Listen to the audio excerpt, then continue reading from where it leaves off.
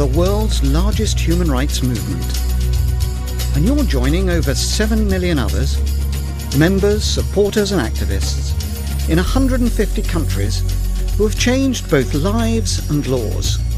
We fight for people, for freedom of expression, and against torture, the death penalty and the arms trade. We battle for the displaced, the dispossessed, the disappeared, and for those who have no voice.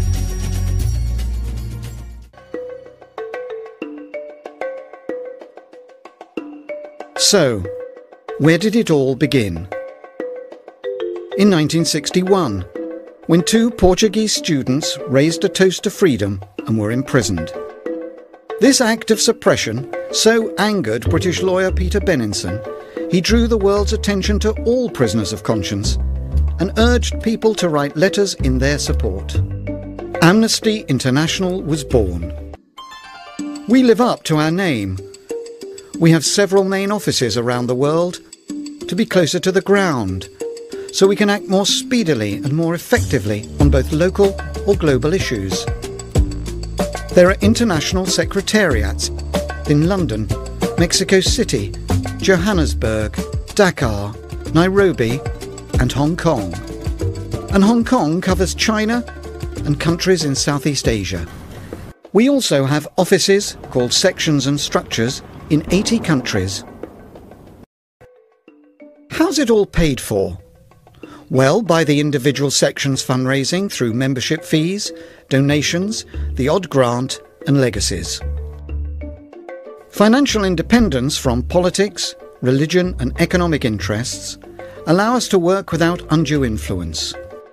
A source of great pride is that 95% of our total budget comes from private individuals, and that our research budget is completely free from government subsidy. And what is our job? Well, our credibility and reputation has been built on the quality of the impartial reports and briefings we produce, highlighting human rights abuses. Our expert researchers go on mission around the world to bear witness, gather documentary evidence, and record survivor testimony. We then write detailed reports with calls for action from our supporters, activists, and members. And through our high-profile campaigns, we get our voice heard where it matters in the world, and we make things happen. We also put the guilty in prison and get the innocent out.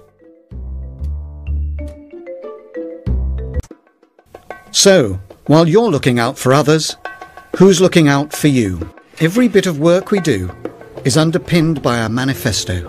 By inspiring people to take injustice personally and by mobilising the humanity in everyone, together we bring the world closer to human rights enjoyed by all. All of this has led to countless success stories.